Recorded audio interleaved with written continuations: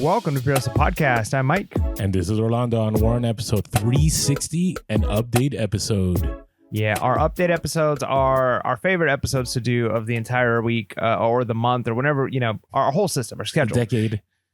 We love our update episodes because it's our opportunity to kind of share a little bit about what's going on in our own life when it comes to reselling, what's happening, talk about the stories, the fun things that have gone on. And then it also is our opportunity to kind of go into the reselling world at large, like what's happening with postage and shipping and maybe what's going on with eBay or Amazon. So we get to talk about a lot of different things and it's a ton of fun. Also, every other week we have like a themed episode where we might dig into a specific thing, like maybe a type of shipping or dealing with the algorithm or something like that. So be sure to like, subscribe, follow us, listen to us wherever you listen to your podcast, because we've got lots of content that goes out every single Wednesday. And if you're watching on YouTube or you'd like to watch us on YouTube, we also have our Monday mini-sodes where we get, about 10 minutes in. So if you want some shorter content just to kind of fill your bucket, reselling bucket during the week, make sure to subscribe on YouTube as well. Yeah, especially catch the last Monday mini-sode where we discuss what if eBay is right. Had a lot of interesting conversation from that intense. One. It is intense. All right, what's going on with you, Mike? Man, so me, you're the one that just survived a hurricane, but okay. So we'll talk about that, I'm sure. But anyways, I'm doing pretty good. It's been, what it's like as an educator. I had just kind of finished up the first full week with students, and the first week of school is like the equivalent education of like Q4 for resellers. Like it's chaos. There's a lot going on. You're trying to get like your normal systems aren't really in place yet. And so it's been busy. It's been really busy. But the nice thing is I don't know if I've talked about this yet on the podcast. Maybe I have, but my commute has been shortened so much. Like I'm saving 30 minutes each way on my commute right now. Nice. And so it's amazing that even though I'm much busier at my new job, I'm much busier. I have less time throughout the day to do little things, to tinker, to maybe even post an eBay thing, but I'm almost gaining back about an hour every day just in commute. And so even though I'm busier, even though there's a lot going on, that actually opens up the opportunity. And like I said, on my way home, there's a Goodwill outlet that I can stop at. So that's the kind of place it's hard to stop in for 10 or 15 minutes. Like when you go to an outlet, bins like that, the bins, it's another term for it. When you go to the bins, you want to spend a little bit of time because you start digging through things.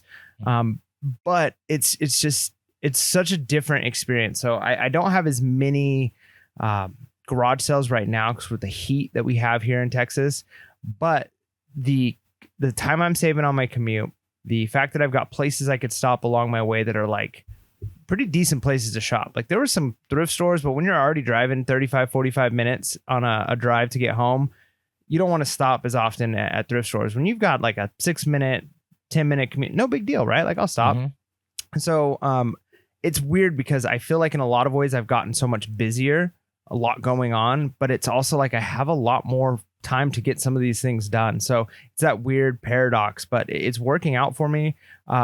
Unfortunately, the Goodwill bins like that's on my way home that I could stop at, they're still doing their remodel. I've loved the fact that they've been open during their remodel. We don't say a lot of good things about Goodwill, I don't feel like. The whole first... Is there much to say?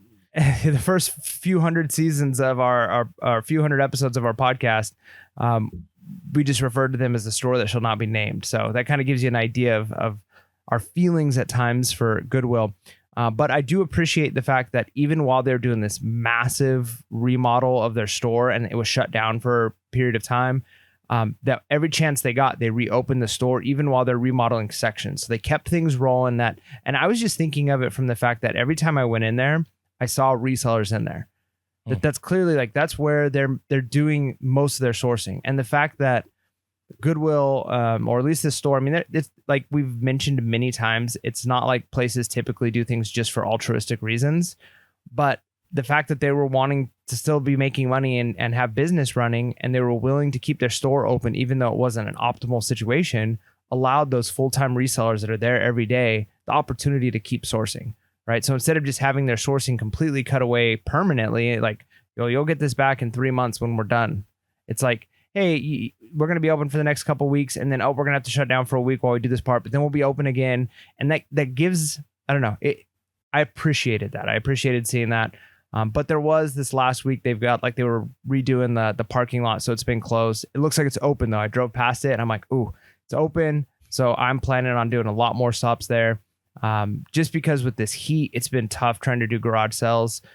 There are some out there, but it's not worth going out in the heat for like 4 garage sales, and maybe I'm missing out. You never know. That's true. Know. It's true. I could really be missing out on that, but I'm not gonna, it is what it is. So yeah, but I mean, things overall have been going pretty good. I'm excited to get through the next couple of weeks of school and to really get into a routine. Because once that routine kicks in, I think things are going to be running even smoother for my store. And once the weather, I don't know when the weather is going to cool down. It doesn't seem like it's going to be anytime soon, but once the weather cools down, I think garage sales hopefully are going to be pretty decent here as well. What about you, man? You had the hurricane. Oh, okay. Tropical storm. The interesting thing about that, I knew it was going to be nothing, but I just on the off chance I did make some sandbags and I put them in my back patio because it does tend to flood after several days of rain. And it was kind of crazy out here. If you watch the news, I know it's not reseller related, but it is because it ties into the garage sale. I went to like the supermarket and it was packed lines, people buying water and everything. It was funny. I saw a news story how in California all the bread was bought except for the regular bread. So like if it had gluten, like people wouldn't pick it up. I thought that was kind of interesting. And then like Costco here, there was a line around the block just to park. And I was like, this is wild. And so I planned my garage sales and there were not a lot of garage sales for that Saturday. That was the day before the hurricane. But me, I like to get out there. I'm thinking, you never know. There may be something that you come across. And this morning, it was so wild. So I show up. I got up early at 6 something. I showed up around 6:15 to a garage sale that started at 7. The crazy thing about this garage sale was you go up a street and you see the garage sale across a few fences, but there's no way to get to the garage sale. So I'm like, what is going on? So eventually I drive around and I just find this random road and I take the road and sure enough, it gets me to the garage sale. And I show up and there's not a lot of people there. And somebody brings out this like plastic bin. And in this plastic bin, there's a bunch of Hummel figurines. And Hummel figurines can be very, very profitable if you find the right ones. They're usually long tail items. There's these small like, Christmas figurines. Think of like just tchotchkes you would see like at your grandma's house or something kind of deal. Like precious moments, but not precious moments. And there was a bunch of them in this bin. And so somebody brought them out. They brought them out of the garage and started going through them. And the lady was like, oh, I'm thinking, talking to some other guy, I'm thinking of probably 100 for the whole thing. And I'm like, $100? Like there's at least $1,000 in there of these figures, even if some of them are broken. So I asked her, I'm like, hey, so, you willing to work on the price a little bit? And then the guy next to me who brought it out of the garage goes, actually, you are trying to take my sale from me. This is something I'm buying. And I'm like, what? Okay, I'm sorry, man. I just saw you bring it out of the garage. I didn't know. I thought you were like the seller. I didn't know you were the buyer. And so I was like, all right, sorry, bro. Like I walked brutal, away. Man. It was brutal because the whole time, what do you think? You see somebody bringing out a whole bin out of a garage, you're thinking that's the people bringing it out to sell, especially when you're out early. So then I'm walking around this garage sale and I go to the front. And I see these totes, and there's a whole bunch of Griswold pans. Now, Griswold pans can be a ton of money. And I'm talking about, it is a bolo.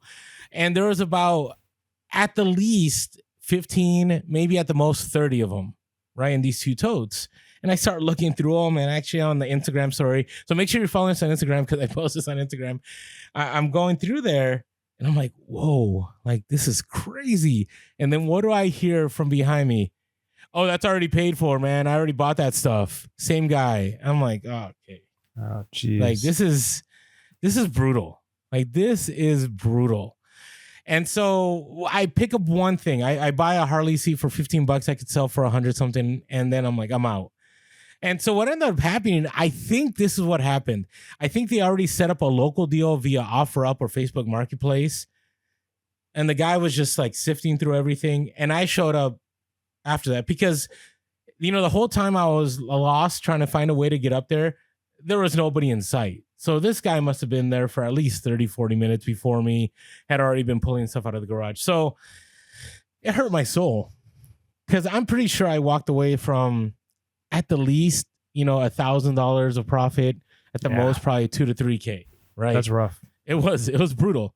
But it's interesting because I went on Instagram and I told everybody, I said, listen, this hurts, but there's always another opportunity around the corner. So then I go to a garage show that said they had Halloween stuff and collectibles an hour and a half early, and they're not open at all. And it's one of those, you ever seen those that everything's already outside and they put a tarp over? Usually that's not a good sign. Usually that means it's junk, stuff that they don't care if it gets wet overnight. And so no one was there. So I left. I went to a garage sale, and then I came back 30 minutes later.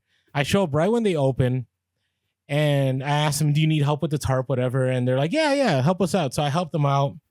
And I go, and I see a lot of the stuff is just really messed up. Just old stuff that's been deteriorated. Had a ton of Halloween stuff. Had a bunch of cool Halloween signs that were vintage. And I was interested in those. And I start looking around and I see some Japanese books. And I'm like, oh, that's cool. But I don't really look at them too much. And I was about to leave because my experience lately was most of these are people from swamp meets or resellers just trying to offload their inventory. So I started looking around, and there's a box of vintage toys, and I picked up a few, and I'm like, how much for these? And the guy's like, $20. I was like, $20. I was like, hey, can you work with me a little bit? How about 10? Right? And I was talking to him in Spanish. You got to work that Spanish charm there. and he's like, no, that's a good deal for 20. And I knew it was a good deal because 2 or 3 of those figures, I would have already been the profit. So I set that aside. I started looking around. I picked up the Halloween signs, and I put those aside. And then in the corner of my eye, I see this guy going through this box of vintage Game Boy Advance boxes. And he's going through them and he's checking for games. And I'm like, oh no, how did I miss that box? And the guy's going through them, and he has a trash bag next to him, and he's just throwing away the boxes. He's no game, thrown away. No game, throw away. No game, throw away. And I'm like, I hope he just walks away. Like he leaves them in the trash. So I'm fake, like looking through inventory, like I'm checking out books, and I don't care. I'm just waiting. Sure enough, he's done. I go up to him. I'm like, did you find anything? And he's like, no, it's all trash, just boxes and manuals. I'm like, oh. And so I go to the just back. Trash, nothing. That's what he said. Garbage. He said, oh, solo era basura, which is, it's only trash in Spanish. So I look in the bag and I see Pokemon. I see Mario Brothers. I see Zelda. And I pick up the bag, and I go to the owner. I'm like, hey, is it okay if I just take this trash? He's like, yeah, it's just trash. Just take it. So I put it with my stuff. I didn't know what I had. So then I'm looking around and I see manga books. I don't know anything about manga. Yeah, I know zero about manga. Potentially profitable. Yeah. So I start looking up, and some of these books are going for $40 a piece. Yep. And he has hundreds of manga books. So I started doing the research, and I'm just like, I'm going to take all of this. I'm going to take all of it. So it was like 8 boxes full of manga books. Some Nancy drew, but it was all manga. So I took them, I put them all aside. And I asked him, I said, where do you sell? Do you sell at a swap meet? Do you sell, a pawn shop? He's like, no. My daughter just really loved those books, and she just read all those books. So what I got was he just had all this stuff that his kids had, and he's just trying to offload it. And so the guy that was throwing away the boxes, he actually was an employee of the guy working at the garage sale. And he came up to me. He's like, hey, listen, man, this guy, he has all kinds of stuff. We just took a truck to the store that shall not be named. He didn't call it the store that shall not be named. He said, we took a truck full of these books to Goodwill, and Goodwill refused to accept it and told us no. I'm like, what? And I'm like, what you guys do with that truckload? He's like, oh, we just took it to the dump. I'm like, no, I did not hear those words. So I was like, all right, if this guy's willing to throw this stuff away, he's going to make a nice deal. So I pick up all the manga books.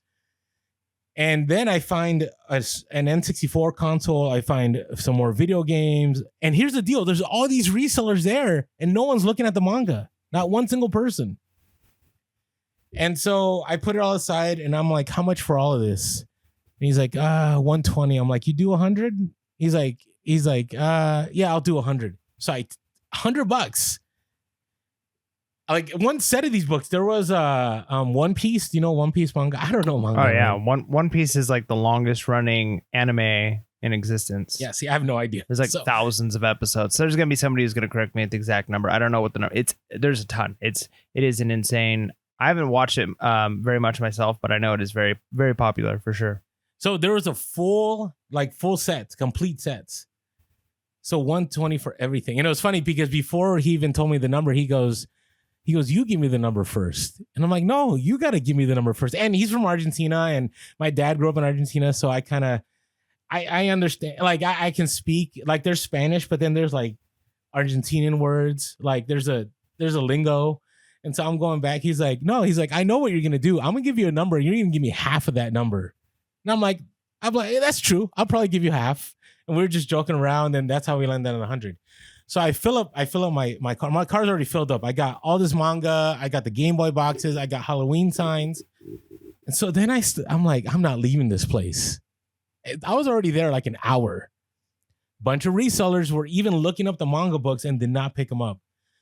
So then I start going through all these toys and I find vintage Polly Pocket. And if you know anything about vintage Polly Pocket, like these toys are $50 to $100 just for like this little like compact with the little $2, whatever. Tons of Polly Pocket, tons of vintage toys. And I kept looking. I spent another hour just researching because no one was there.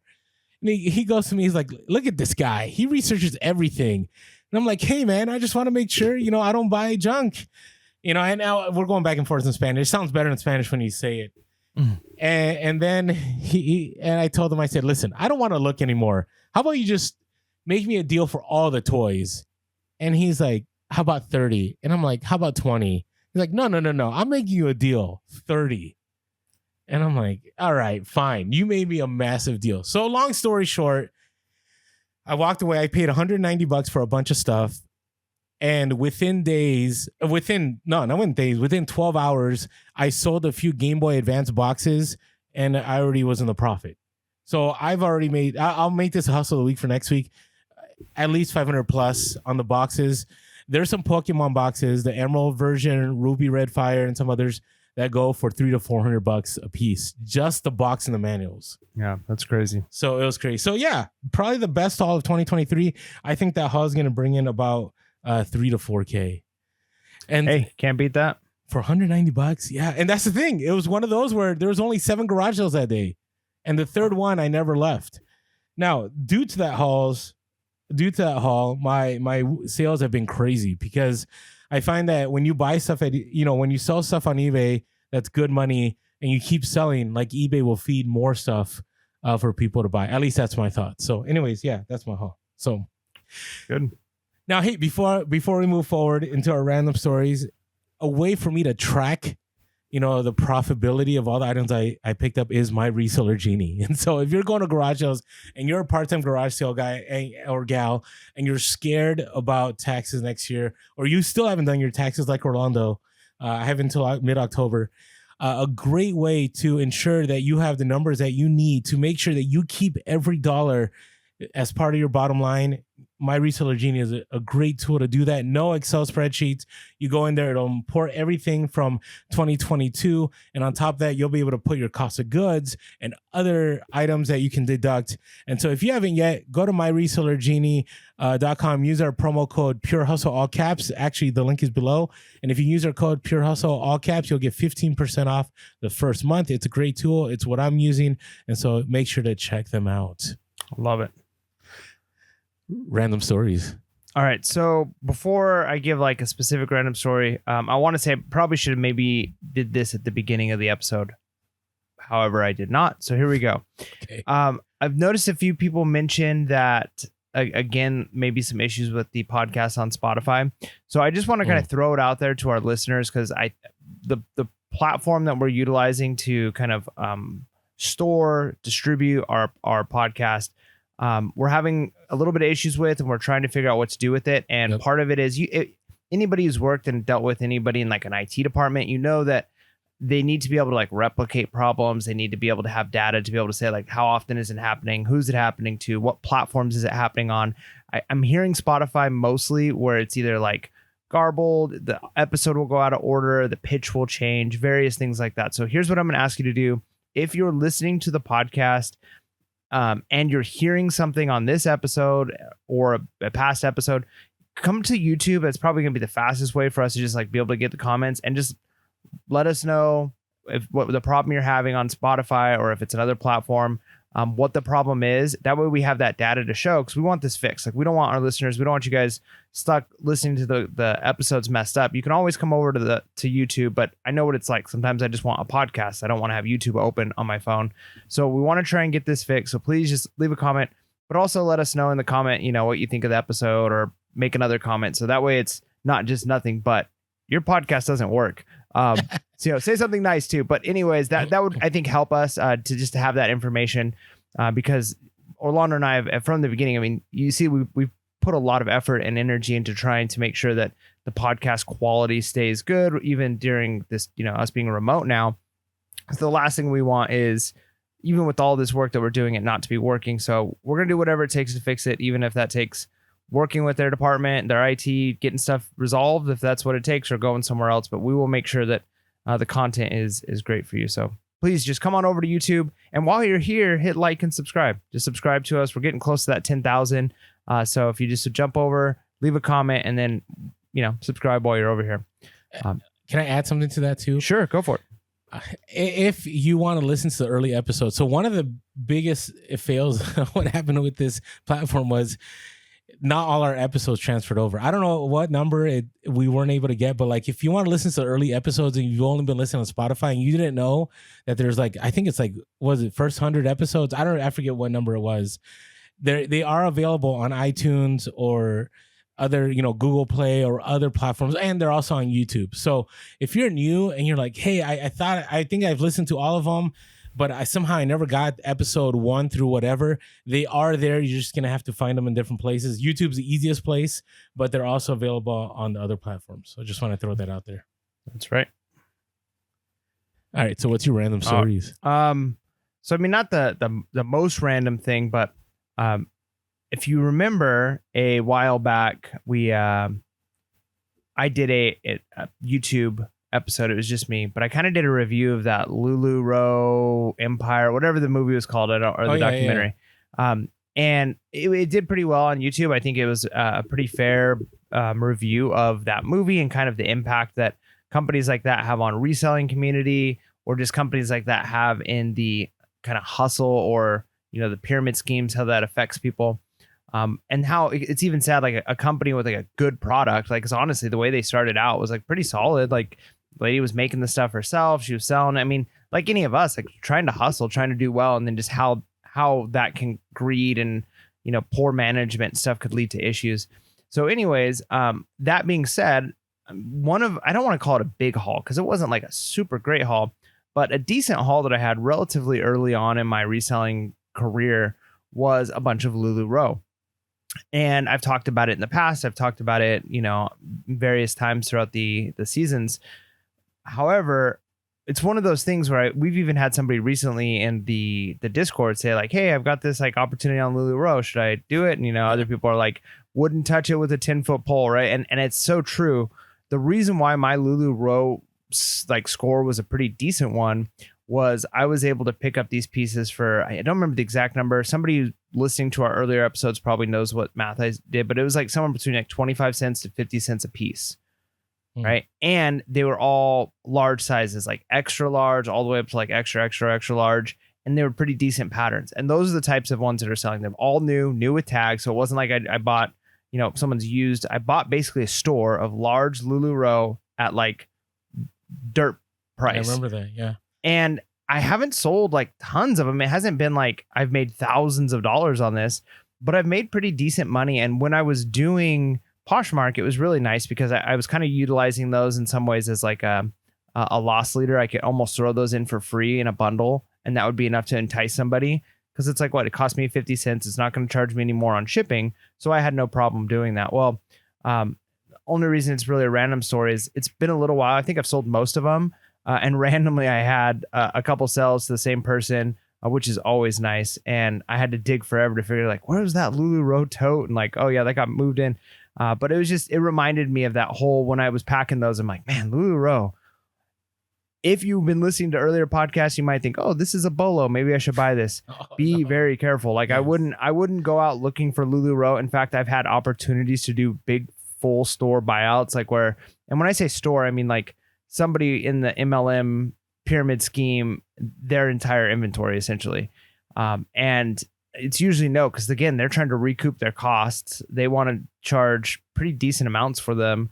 But if you can get it, we're like, hey, I'll buy all 100 pieces you have for $10, $15, something like that. You're not going to do too bad if they're decent prints, because you could still sell those for $15, $20 a piece. And it's not a bad deal when it's super light, super easy to ship. And people who are after them, they know what they're looking for. It's just, is it the right print and size? And that's about it. Yeah. No, it's it's crazy because still you'll go to a garage sale and people will be like $1 a piece. It's like, what? They're not even worth too much. They're not even, no, 10 cents to me is too much. Like it's almost free for those items. So no, for me, lately it's been the messages. I get crazy messages sometimes, and I've had to block a lot of people recently. It's part of it's because I just get annoyed. I can't stand it when I get people that are like trying to buy something for cheap and then they just insult the items that I have. And I'm like, all right, I'm done with you. Like, I'm not going to sell it to you. But, I had two interesting ones. So, the tragedy in Hawaii, right? The fires in Maui, just horrible, horrible. And I got this message and it was really strange because they said, hey, I see you have a lot of rain spooner shirts.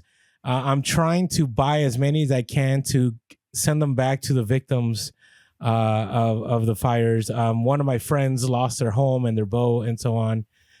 And, I like to make a deal. And I was like, what? Like, I think that's the last thing people want. Like, well, nobody's going like, I really wish I had some rain spooner shirts now. Like, they're worried about their families. They're worried about food. They're worried about shelter. And so I had messaged, I don't know if you wanted me to shout her out here, but Short Sack Seller on Instagram, because she's from Hawaii and she's been a friend of the podcast for a while. And I said, hey, what are your thoughts on this? And I guess, like it's valid. Like, people still, they're gonna have to rebuild their business and they're gonna need the reverse print attire and so on. And I was like, interesting. And I made a deal, but I guess it wasn't good enough and the deal didn't go through. But it was just weird because I'm always ready to jump to everything is a scam. Right, this person's just trying to get a deal on these Hawaiian shirts. Like my cynical mind went to that, but I guess it was legit. Now the sale never came through, but that's okay. And then when I went to Seattle, the only thing I sourced at a thrift store in like 10 minutes was a Fitbit. And I got to tell you, resellers are the worst. Resellers sometimes will try to like hijack and damage your business at times. And so it was new and sealed. And I listed it on eBay, and within seconds, I had somebody who said, "Oh yeah, that thing's gonna break down. The battery's not gonna work. You should check for parts. You need to charge lower." And they sent me a really low offer. And so I went and checked their store out, and sure, what do? They sell refurbished Fitbit on there. Yeah, that makes sense. And I'm like, all right, come on, man. Like seriously. And so I blocked them. And sure, within hours, I sold the Fitbit. It made it to the buyer. Buyer was happy. Everything worked fine. I'm like, I can't stand this shadiness. It just, it's part of the business. I get it. But there's a difference between lowballing me. I understand the lowball. Like I do it all the time, right? People always make fun of me because, I get upset when people send me a low offer, but that's what I do when I go to garage sales and make local deals. So I get it's part of the business, but it's just, people do this all the time. I had somebody, maybe I'm just ranting here, who knows? But I had those Game Boy Advance Pokemon boxes that sell for hundreds of dollars, and somebody had sent me, offers, and they're pretty low. And he's like, "Hey, you should just take this money and move on. Like, you're not going to get any better deals than you're getting from me." And I'm like, "What? Like, do you know how to negotiate? Are you like a child? Who are you? And so I checked their store, and sure enough, on their description of their store is, no one will buy more than I can. I'm the number one buyer on eBay. And so what I do when people send me low offers like that, I just end the item and I relist it and I block them. And sure enough, within hours, I had some people pay 2 to 3 times the price of what this guy was offering. But it's like, who are these people? Like, where are their people skills? Like, I just don't understand. Anyways, all right, that's my rant. So there you go. And then random stories. So, all right, but we do got a lot to talk about on reseller topics. So we should get into that right away. Let's do it. Reseller Topics is another name for reselling news, and today we're going to be talking about eBay ads events, stolen items for cheap, and Goodwill is being more expensive than Target. All this and more. Orlando, take it away. So I went to this event, which I wasn't supposed to go to. I don't know. I didn't get an invite. So shout out to Latin Pickers.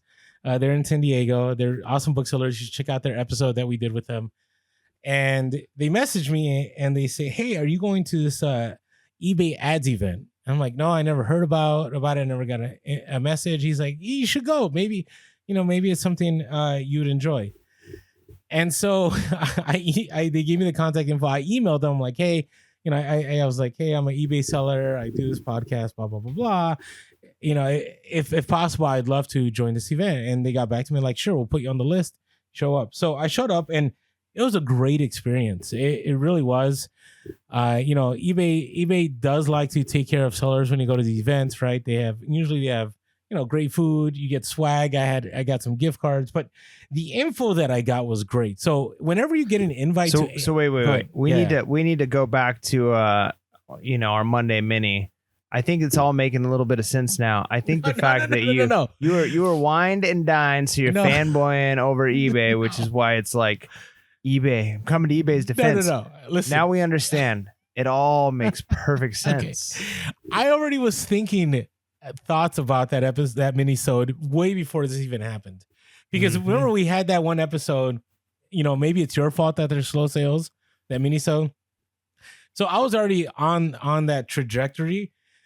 And anyways, you need to check out our mini-sode if you want to know what we're talking about. And we may have dropped it as a podcast, so you should check it out there too.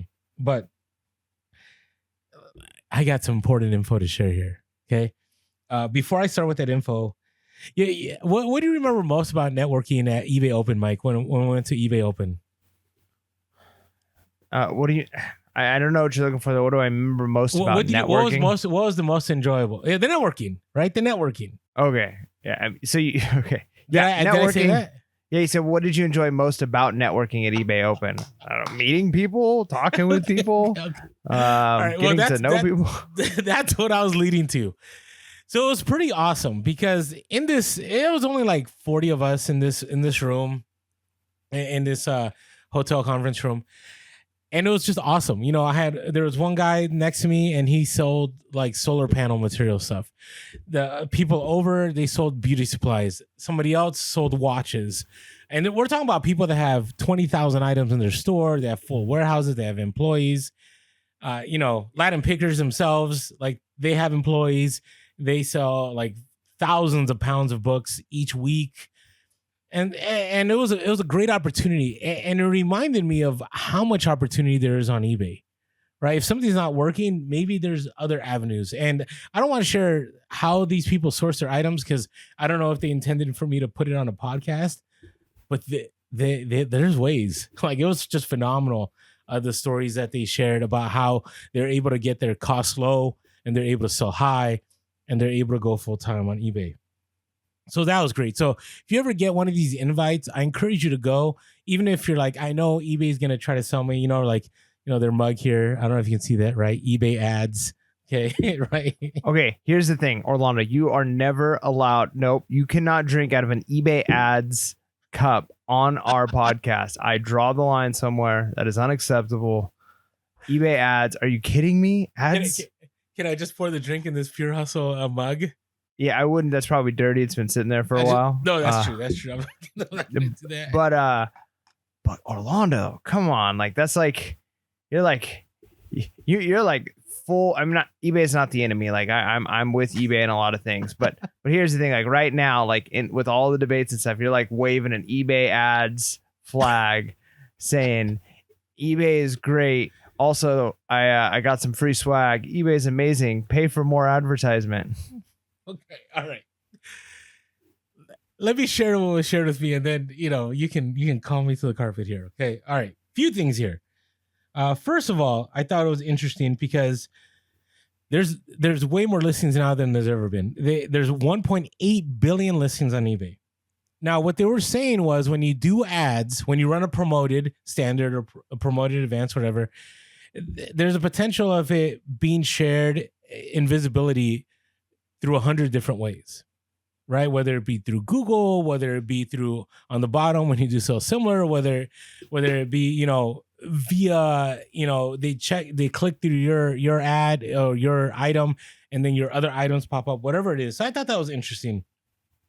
What they said was you should focus on high conversion listings. And so if you're going to do promoted ads, it's either on high conversion listings or stagnant items, those two, right? And we had brought before how if your items are there for more than 90 days, how if you promote them, it keeps them fresh, or if you end them and sell similar. But the interesting thing they told me was that stagnant items are actually items that are in your store for over 18 months. Which I thought was kind of 18 months. That's a long time. They did say, if it hasn't sold in 30 to 60 days, probably should take a look at what's going on with that item. So that also was telling to me that they don't want stuff on the platform that's going to be sitting there for a long time, right? We've said this for a long time that the days of list it and forget it, those days are done. Like eBay does not want list it and forget it items on their thing. Now, they did say sellers that do promoted listings advanced, so this is a pay-per-click, which I won't do, that they're likely to get 50% more sales. But again, this is only if you have high conversion items. They did say you don't want to do this if you're selling clothing items that don't sell consistently. If you're selling if you have vintage items that take a few months, like you're going to end up spending a ton of money and you're not going to get the sales. So don't do advanced. Now, they did say if you do the standard. So let me break it down if there's new people here. Standard is you list something and you promote it to a certain percentage. And if somebody clicks on your item and it's through a promoted ad, eBay will charge you that percentage that you put, whether it's 2 or 4 or 8 or 10 or whatever it is, on that item when it sells. If you do promoted listing advanced, eBay will charge you every time somebody clicks on your item, even if it doesn't sell.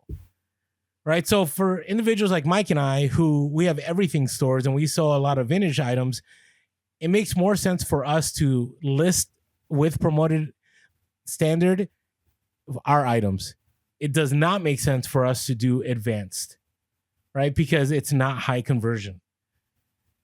They did say, though, if there are seasonal items, like let's say Barbie, they brought up Barbie. If Barbie is a hot item and it's trending, it may be worth it to you to do advanced because that item is going to sell quick because it's trending at that time. So you'll be able to sell it to separate yourself from the competition by doing advanced. And so the way they described it is that standard, promoted listing standard, is like a shotgun, right? You're throwing it over all your items, where if it's advanced, it's more like a laser. You're just focusing on those items. So again, individuals like Mike and I probably aren't getting used advanced. Individuals that are selling iPhones or they're selling, motor parts, like parts that are consistently selling, like that is worth it to them. This I thought was interesting too. You will be promoted. It works in your favor if you're a new seller. Now, the only way you could do promoted listings as a new seller is if you have an eBay store. And I know we can get into like, why is eBay double charging? I know we can get into that whole discussion. But what they told me is, so I had a one-on-one with one of their consultants. And I asked him, I said, hey, look, I have items here that my cap rate on my dynamic. So dynamic ad rates, in case you don't know, is you can, this is funny. I actually have a recording of this, but I want to respect that as a private event. I asked them, I said, hey, you guys say on dynamic ad rates. Dynamic ad rates is where you tell eBay, you can charge me as much as you want on the promoted, but here's my cap. So you can cap it. So my cap is at 8%. And so I asked them, I said, hey, why do you guys have this? So you're basically, your source for this is, trust me, bro, we're not going to charge you more than what the ongoing rate is on this. And I said, is there any data to validate this? And the guy joked, he's like, well, it is kind of like, trust me, bro. And I was like, what? Did he just say that? And everybody was dying in the room. But I looked at it, and yeah, eBay's not charging me 8% on every single item. Sometimes it's 3%, sometimes it's 4%.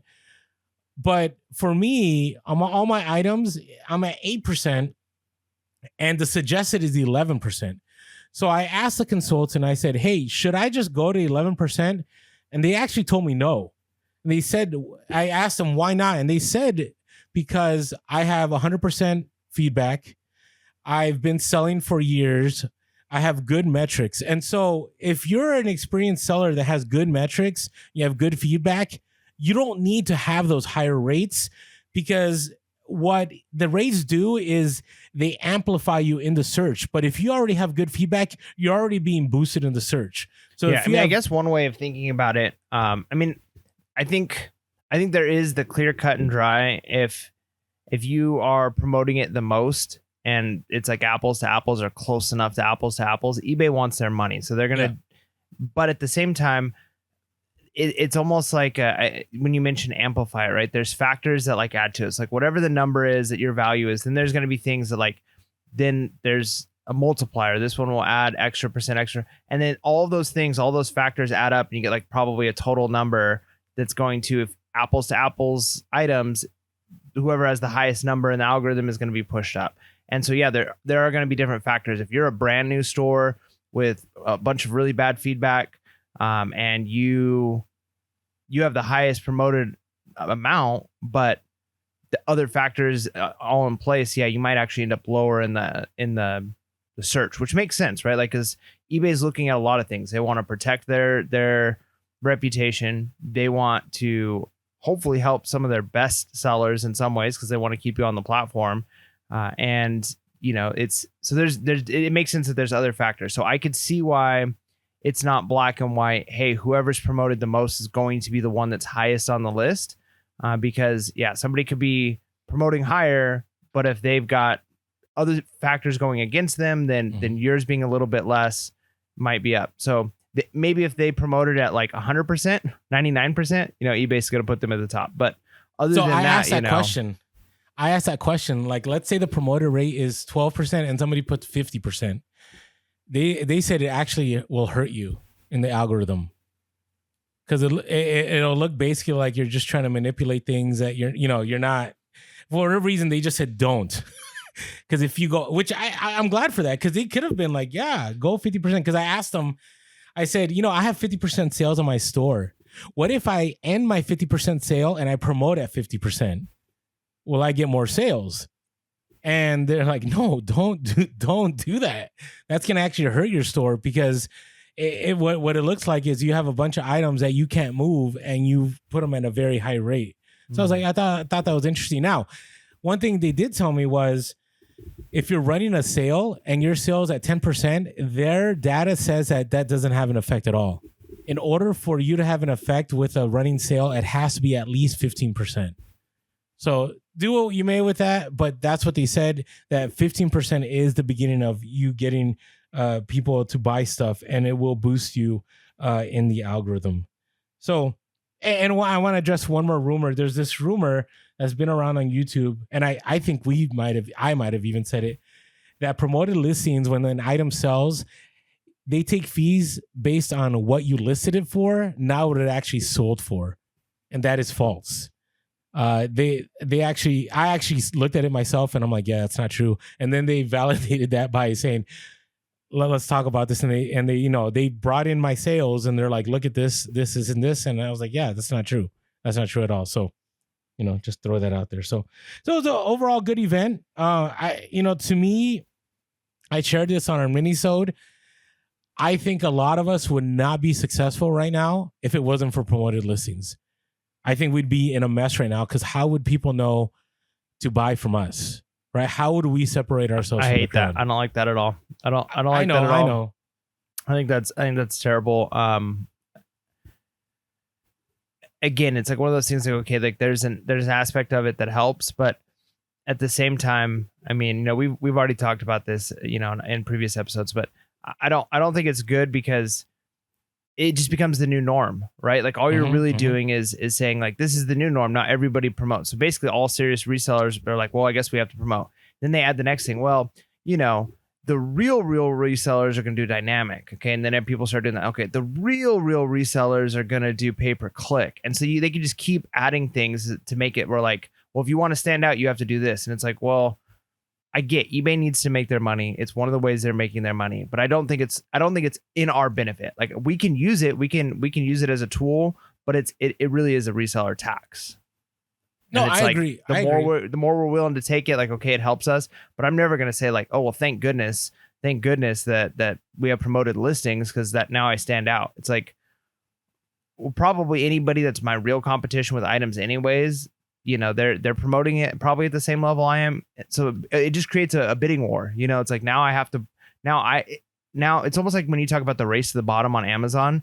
Now it's like the race to the bottom in our pocketbook, because it's like, well, I see what you're saying. I'll promote higher. Well, I'll promote higher than you because I want it even more. Well, I'll promote higher. So it's like, I don't want that to be like the way I'm showing my hustle. It's like, well, I'm going to be the hardest promoting person out here. Like it's not a benefit. Now be aware, they were very clear that if you sell unique items or items that there's not a lot of competition, you probably don't need promoted listings, because you're gonna, when people are searching that item, you're gonna end up first on the search. So be aware of that. But it was interesting talking to other resellers. A lot of them, they're promoted. Some of them do like 12%, and they weren't happy about it. But they were just like, hey, this is my business. I need to make money. This is pay to play. And so I got to do what I got to do. So again, I agree with you. I guess I'm pragmatic about it, because I'm like, I got to do what I got to do as a full-time seller. If I was part-time, I maybe would reconsider, about it though. So appreciate that. All right, let's go to a fun story. So, and there's some relevance here. So I posted this on social media. So what there was there was a guy at a museum. Okay, so let me bring the story. This is from Yahoo News. Okay, stolen items from the British Museum worth $64,000 offered on eBay for as little as $51. How crazy is that? There's two things I want to take away from this. So let me read a little bit here. At least one item that was stolen from the British Museum worth up to $63,800 was offered on sale on the e-commerce platform eBay for as little as $51. The museum's announcement on August 16 said the majority of the missing, stolen, and damaged items were small pieces of gold jewelry and gems of semi-precious stones and glass dating from the 15th century BC to the 19th century that were kept primarily for academic and research purposes. None of them had been recently on display. However, some of the missing items had been appearing in listings on eBay since at least 2016, with the Telegraph reporting that an antiquities expert told the British Museum 3 years ago that they suspected a member of staff was stealing pieces from its collection that were in storage. In 2016, a piece of Roman jewelry made from the semi-precious stone onyx was listed for sale on eBay with a minimum price of, it says 40 pounds. I don't know what that is, but it's low. Okay. The listing attracted no bids. One dealer told the Telegraph its true value was between $31,000 to $63,000. And I can go on and on about the story. That's that problem of like, if you don't have a fence, right? Like, I mean, I'm not a thief, so I don't know all of the terminology, but like, if you don't have a way to like get rid of the inventory you're stealing, like it's almost like, what's the point? Like if this person was lucky and they sold it for $100, what, they got $100 for something? It's like I kind of relate it to people who will like break in like new construction sites and they'll rip apart an air conditioner unit to get like $30 worth of copper, and they do thousands of dollars worth of damage. And it's like, was it really worth the $30? Like you probably could have gone to the builder and been like, hey, I'm gonna destroy this air conditioner, you want to give me $30? They would have been happy to do it. And yeah, so like what are you gonna do with this? Like unless you're already connected with people who want black market stuff, it seems silly. And probably the reason it had no bids on it is it's probably not listed as authentic, and no way of like knowing that this is a legitimate thing because they don't want to be caught. They're just probably almost offloading it as like costume jewelry or like, like, what do you do with that stuff? Like it seems like crazy that somebody thought they could get away with it, first of all, and that they were willing to go through that to make $50. Yeah. And so the two takeaways for me were, one is when you deal with like antiquities, it's really hard, right? To estimate what the value is. So for example, I have some stuff from the Greek era. I have some Roman stuff. The reason I have this stuff is I picked this up from a reseller who had passed away, whose brother was good friends. It's a long story, but they were connecting me from my teaching. And I have these items, but I don't know what to do with them. Like I don't know. I have like an Etruscan pan. I have some other bronze stuff, and I'm just gonna keep it because I really don't know. So there's that issue. Then the other issue, and I've said this multiple times, is this is why I don't do auctions. Because you can do an auction, but unless the right people come across that item, you could end up selling your stuff for really cheap. So for example, remember that Santa Fe railroad lantern, right? That I could have sold for thousands and I sold it for 500. So I've been, I've been doing research on railroad lanterns, and I have some saved searches, and people are getting stuff for cheap. I'm looking at comps, and one person bought one for like $300, and that same one sold for like $2,000 to $3,000. Right. And I'm like, unless you get the right people looking at items, you're not going to sell it for that much. I had the same thing happen with one of my Vietnam pins that sold for 300, and I only was able to sell it for 100. Why on the auction? Because not enough people were bidding, and so there was no bidding war. So be careful with auctions. You can do your research and you can do everything right, but if you set your price too low, you could lose a lot of money. So that's what I want to share from that story.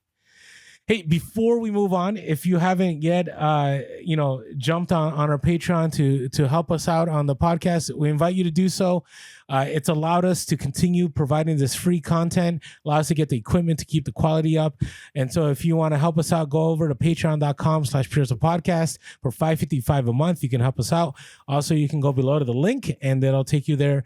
And then the bonus is you get to go, on the Discord, which to me, the Discord is a bonus for me because it's not, Mike and I are there, but it's not the Mike and I Discord. It's the Pure Soul Podcast community.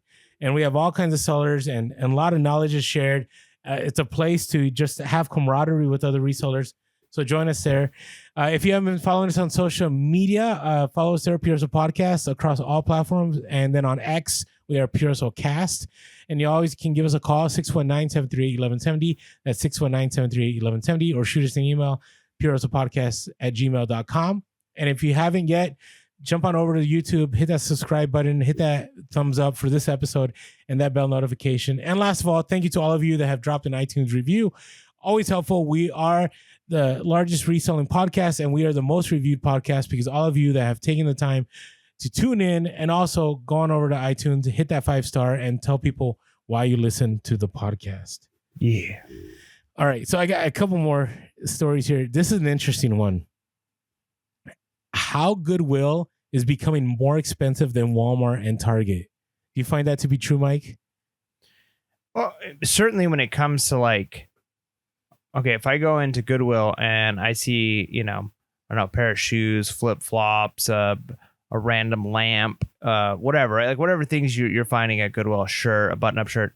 Yeah, a lot of times you can get some of this stuff brand new. I mean, granted the quality versus like a vintage quality might not be the same. But yeah, you can get really discounted stuff at Target. You're using Target Red Card. You're getting 5% off. They've got coupons. Hey, you can walk away with like a pretty decent shirt for, $8 or $6. And that same shirt or a shirt similar to that at Goodwill, you might be spending $8, $6, and it's used and it's not even great quality. So for sure, I could see that. Yeah, so one of the funny ones here in this story was somebody said, I was in Goodwill last week. They had a used men's boxer shorts for $4.99. Used. Yeah, you can get a 5-pack at Target and you're paying less than $4.99 a piece. Well, that's what they're saying. They said you get a 3-pack of Hanes boxer shorts from Walmart for $10.98. I'm like, okay, first of all, you shouldn't be going to Goodwill to get your boxers. Okay, just don't go there. But yeah, I just thought it was interesting. They're also talking about like dishware. Like you can get cheaper dishware, like even at Costco than you could. And so I think people are becoming more aware. I really do wonder how this is going to affect Goodwill. Because their prices keep going up, and it's just on silly stuff. I haven't gone in a long time. So those of you out there that are hoping that people will recognize, there is hope out there. There's hope out there. All right, this last one, and I don't want to spend a ton of time on it, but I thought it was interesting. I came across this article from Harlem World, and it said the psychology of pricing, maximizing profit when reselling any items. So I thought it's cool. They had some discussions there. So for example, they said psychological pricing and the charm of the number 9. So it's a well-established technique that utilizes the power of numbers to influence consumer behavior, such as using the number 9 to make prices more affordable. You're reselling a smartphone for $499 or $500, and you have two options. Even though the actual difference is only $1, studies have found that prices ending in 9 outperform rounded prices such as 500. A significant amount of demand can be attributed to the perceived difference between $499 and $500. $499 feels significantly cheaper than $500. Do you believe that to be true, Mike? Do you have your things priced at $99? Yeah, I mean that, or even lower numbers, like you could use $496. Think different things like that. It absolutely makes a difference. I mean, that's one of the things we've known. I feel like most people have recognized for years that stores will do things as $199 or $399 instead of just $4. I remember as a kid, I asked my dad, like, why don't they just say $4?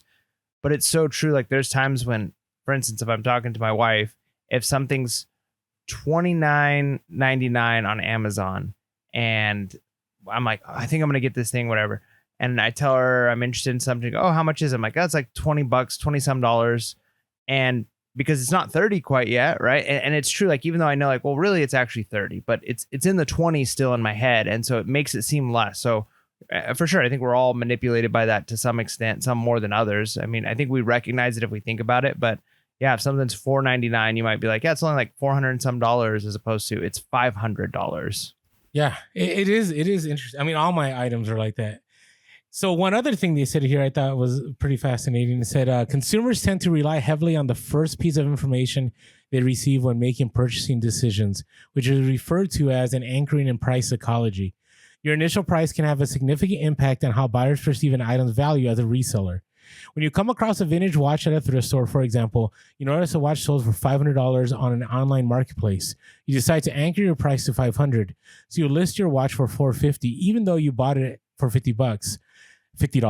As a result, your $450 price tag appears reasonable and enticing to the buyer by setting an anchor in their mind that establishes a perceived value. It's good. So, and again, it's one of those things that I think we miss. I'm guilty of this. Like, I truly believe sometimes I have terrible sales because my pricing is too crazy, too high up.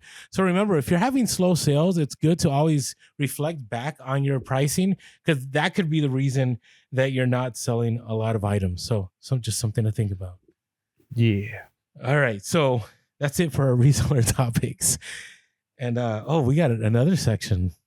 Yeah, this is the one that everybody really, really waits for. Bolo. What's your bolo? Yeah, bolo. Everybody loves the bolo. It is the part of the podcast people are waiting for. And I don't have like a super, super great one. And we've kind of talked about these a little bit before. If you're like going to places like Ross, I haven't done the Ross shoe shopping thing in a while, but I know one of the ways that a lot of people were successful there were like sports shoes, specifically like soccer cleats or football cleats. Well, we're going into football season, so it's a little late because you kind of want to start in the summer with this because kids are going back to high school, and parents are trying to buy a little bit cheaper shoes. But you'd be surprised too, like even used shoes. So if you go to a garage sale, you go to a thrift store and you're finding some used cleats.